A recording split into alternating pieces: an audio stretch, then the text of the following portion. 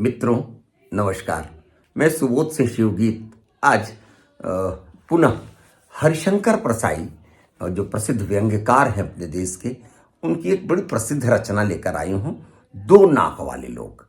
अक्सर इन दिनों दो नाक वाले लोग होते हैं, एक नाक जो देखने के लिए है, एक नाक जो बचाने के लिए है। और न जाने कैसी स्थिति है अपने देश समाज में। अभी शादी विवाह का दिन चल रहा है, बात बात पर लोगों की नाक कटने लगती है। नाक इज्जत, नाक प्रतिष्ठा, नाक मर्यादा, नाक लोगवा का कही। ये लोगवा का कही के चलते हम सारा समाज किस तरह तहस नहस हो रहा है। अपनी बेटी की शादी हो, बेटे की शादी हो, छठी हो, सतेसा हो, दिखावा के लिए कैसे हम अंदर से कुछ और होते हैं और बाहर से कुछ और दिखाने के लिए कैसे जीते हैं। ऐसे लोगों को जीवंत चित्रित किया है हरिशंकर परसाई ने। चलिए सीधे हरिशंकर परसाई की पंक्तियों से आपको मैं जोड़ता हूं। दो नाक वाले लोग। मैं उन्हें समझा रहा था कि लड़की की शादी में टीम टाम में व्यर्थ खर्च मत करो। मैं उन्हें समझा रहा था कि लड़की की शादी में टीम टाम में व्यर्थ खर्च मत करो, पर वे बुजुर्ग कह रहे थे, आप ठीक कहते हैं, पर रिश्तेदारों में नाक कट जाएगी। आप तो कह रहे हो तो ठीक ठाक है, मगर रिश्तेदारों में नाक कट जाएगी।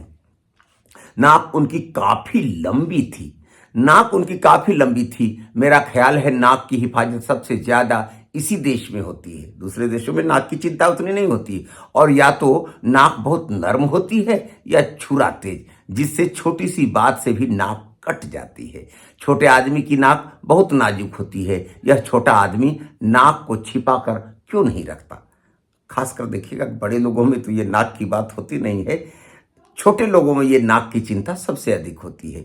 कुछ बड़े आदमी जिनकी हैसियत है, इस्पात की नाक लगवा लेते हैं। उनकी बेटी चली जाए, बेटा चले जाए, विवाह में बाहर जाके विवाह कर ले, उनके नाक में इस्पात लगे हुए हैं। कुछ बड़े आदमी जिनकी हैसियत है, इस्पात की नाक लगवा लेते हैं और चमड़े का रंग चढ़वा लेते हैं। काला बाजार में जेल हो जाए, काला बाजार में जेल हो आए हैं। औरत खुलेआम दूसरे के साथ बॉक्स में सिनेमा देखती है। लड़की का सार्वजनिक गर्भपात हो चुका है। लोग उस तरह लिए नाक काटने को घूम रहे हैं, मगर काटे कैसे? नाक तो स्टील की है, चेहरे पर पहले जैसे ही फिट है और शोभा बढ़ा रही है। यानी बड़े लोगों की नाक जल्दी कटती नहीं है। स्मगलिंग में पकड़े गए हैं, हथकड़ी पड़ी है, बाजार में से ले जाए जा रहे हैं। लोग नाक काटने को उत्सुक हैं, पर वे नाक को तिजोरी में रखकर स्मगलिंग करने गए थे। पुलिस को खिला पिला कर बरी होकर लौटेंगे और नाक फिर पहन लेंगे। जो बहुत होशियार हैं, वे नाक को तलवे में रखते हैं। तुम सारे शरीर में ढूंढो, नाक ही नहीं मिलती। नातिन की उम्र की दो लड़कियों से बलात्कार कर चुके हैं। जालसाजी और बैंक को धोखा देने में पकड़े जा चुके हैं। लोग नाक काटने को उतावले हैं, पर नाक मिलती ही नहीं। ये बड़े लोग हैं, धुरंधर धुरफांस वाले लोग, उनकी नाक तो मिलती नहीं है। वह तो तलवे में है। कोई जीव शास्त्री अगर नाक की तलाश भी कर दे तो तलवे की नाक काटने में क्या होता है? नाक तो चेहरे की ही कटे तो कुछ मतलब होता है। और जो नाक रखते ही नहीं, उन्हें तो कोई डर ही नहीं है। दो छेद हैं जिनसे सांस भर लेते हैं। कुछ नाकें गुलाब के पौधे की तरह होती हैं। कुछ नाकें गुलाब के पौधे की तरफ होती हैं। कलम कर दो तो और अच्छी शाखा बढ़ती है और फूल भी बढ़िया लगते हैं। मैंने ऐसी फूल वाली खुशबूदार नाकें बहुत देखी हैं। जब खुशबू कम होने लगती है तो ये लोग कलम कर लेते हैं, जैसे किसी औरत को छेड़ दिया और जूते खा गए, तो ऐसे में नाक कलम कर लेते हैं। जूते खा गए अजब मुहावरा है। जूते तो मारे जाते हैं, वे खाए कैसे जाते हैं? मगर भारतवासी का इतना भूखमरा है कि जूते भी खा जाता है। नाक और तरह से भी बढ़ती है। एक दिन एक सज्जन आए, बड़े दुखी थे। कहने लगे, हमारी तो नाक कट गई। हमारी तो नाक कट गई। लड़की ने भागकर एक विजातीय लड़के से शादी कर ली। हम ब्राह्मण और लड़का कलाल, नाक कट गई। मैं उन्हें समझाया कि कटी नहीं है, कलम हुई है। नाक कटी नहीं है, कलम हुई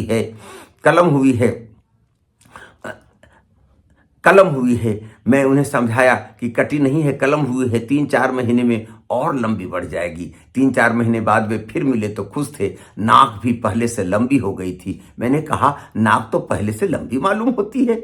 वे बोले, हाँ कुछ बढ़ गई है।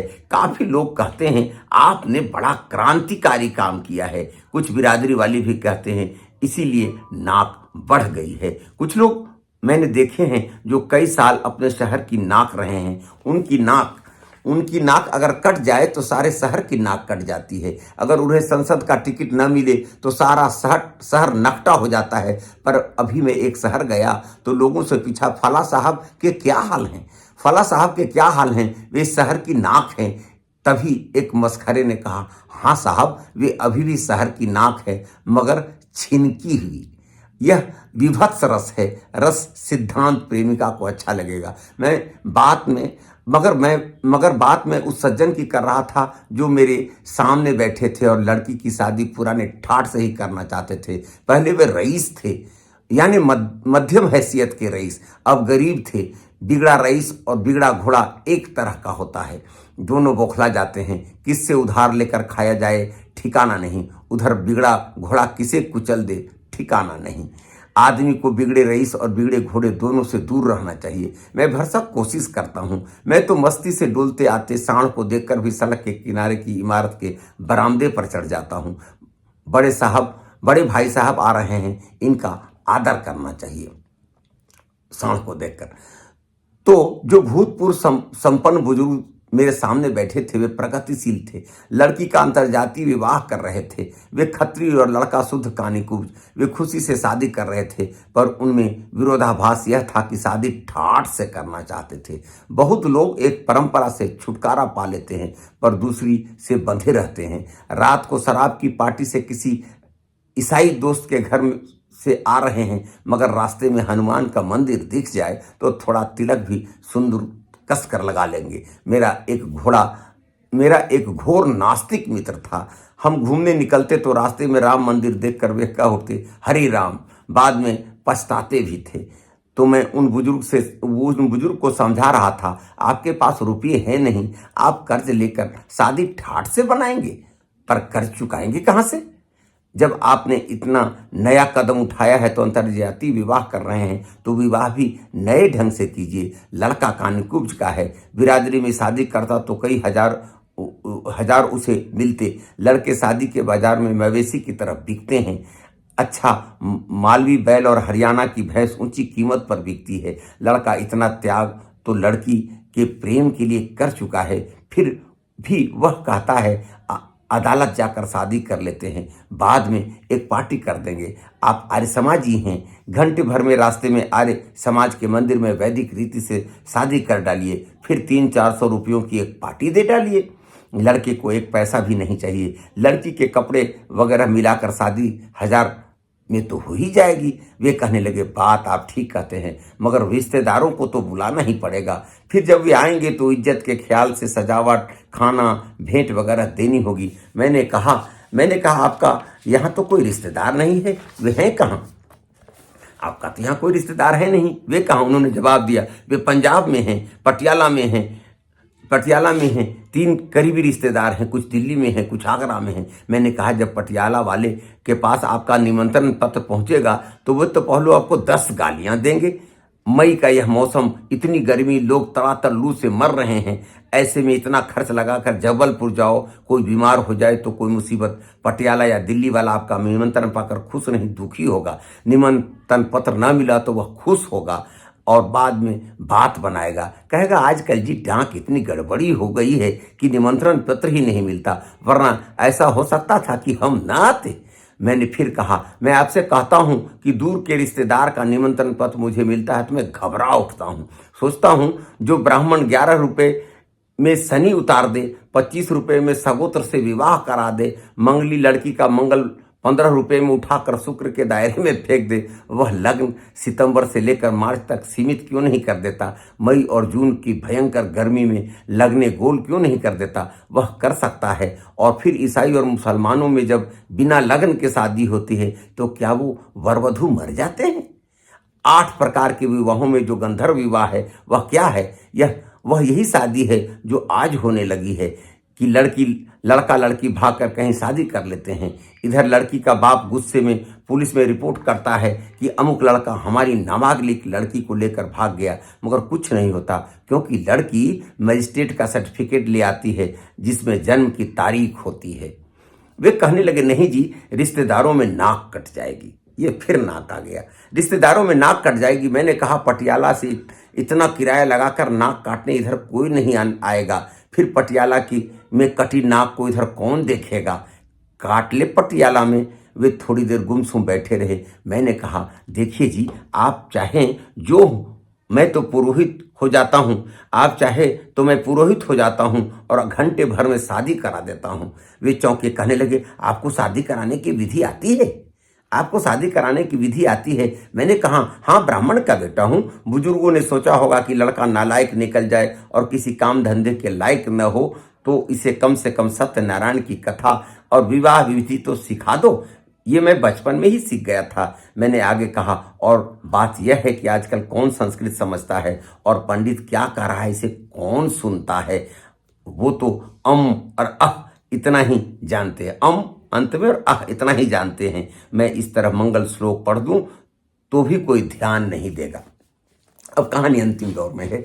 ओम Jack and Jill went up the hill to fetch a pail of वाटरम।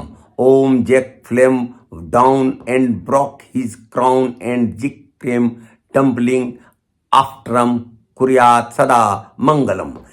इसे लोग वैदिक मंत्र समझ लेंगे। वे हंसने लगे। मैंने कहा, लड़का उत्तर प्रदेश का कानपुर और पंजाब के खत्री, एक दूसरे के रिश्तेदारों को कोई नहीं जानता। आप एक सलाह मेरी मानिए, इससे कम में भी निपट जाएगा और नाक भी कटने से बच जाएगी। लड़के के पिता की मृत्यु हो चुकी है, आप घंटे भर में शादी करवा दीजिए, फिर रिश्तेदारों को चिट्ठियां लिखिए। इधर लड़के के पिता को दिल का दौरा पड़ा, डॉक्टरों ने उम्मीद छोड़ दी। 2-3 घंटे में वे किसी तरह दे सकते थे। उन्होंने इच्छा प्रकट की कि मृत्यु से पहले लड़की की शादी हो जाए तो मेरी आत्मा को शांति मिल जाएगी। लिहाजा उनकी भावनाओं को देखते हुए हमने फौरन शादी कर दी। एक नया जुगत बताया। लड़का लड़की वर वधू के रूप में उनके सामने आए, उनके चरणों पर सिर रखे। उन्होंने इतना ही कहा, सुखी रहो, और उनके प्राण पखेरु उड़ गए। अब माफ करेंगे कि इसी मजबूरी के कारण हम आपको शादी में बुला नहीं सके। कौन जानता है आपके रिश्तेदारों में से कि लड़के के पिता की मृत्यु कब हुई है। एक ताछा जुगत बताया कि कहो कि हमने झटपट शादी कर दी और नाक बच जाएगी। ये तो बता रहे हैं, मगर देखिए होता क्या है। उन्होंने सोचा, फिर बोले, तरकीब तो ठीक है जी, तरकीब तो ठीक है जी, पर इस तरह की धोखाधड़ी मुझे पसंद नहीं है। खैर, मैं उन्हें काम का आदमी लगा नहीं। दूसरे दिन मुझे बाहर जाना पड़ा। 2-3 महीने बाद लौटा तो लोगों ने बताया कि उन्होंने सामान और नगद लेकर शादी कर डाली, कर्ज लेकर शादी कर डाली। 3-4 दिन बाद से ही साहूकार सवेरे से तकादा करने आने लगे। रोज उनकी नाक थोड़ी थोड़ी कटने लगी। मेरी बात नहीं मानी और उधार पैंच करके शादी कर दी। और अब जब तगादेदार रोज साहूकार आने लगे तो थोड़ी थोड़ी उनकी नाक कटने लगी। 3-4 दिन बाद से ही साहूकार सवेरे से तगादा करने आने लगे। रोज उनकी नाक थोड़ी थोड़ी कटने लगी। मैंने पूछा, अब क्या हाल है? लोग बोले, अब साहूकार आते हैं तो यह देखकर निराश लौट जाते हैं कि काटने को नाक ही नहीं बची है। रोज रोज आते आते अब तो नाक बची नहीं है। साहूकार काटे तो क्या काटे, लोग बाग आते हैं, अब साहूकार आते हैं तो यह देखकर निराश लौट जाते हैं कि काटने को नाक नहीं बची है। मैंने मजाक में कहा, साहूकारों से कह दो कि उनकी दूसरी नाक पटियाला में पूरी की पूरी रखी हुई है। जो रिश्तेदारों के सामने उन्होंने नाक बनाई थी, दूसरी की नाक पटियाला में पूरी की पूरी रखी है, वहां जाकर काट लो। ये 2 नाक वाले लोग कहानी आपके सामने मैं रखा हूं।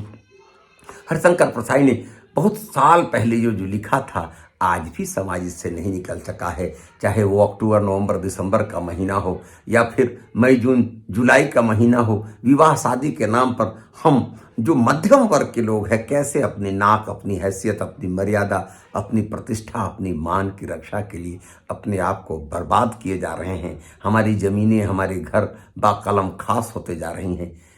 ये 2 नाक वाले लोग कहानी आपको अच्छी लगी हो तो अपने मित्रों तक बढ़ाएंगे। अगर इस चैनल को आपने सब्सक्राइब नहीं किया है तो सब्सक्राइब जरूर करेंगे, शेयर करेंगे और अपने राय, विचार, मंतव्य से हमें अवगत कराएंगे। बहुत बहुत धन्यवाद। नमस्कार।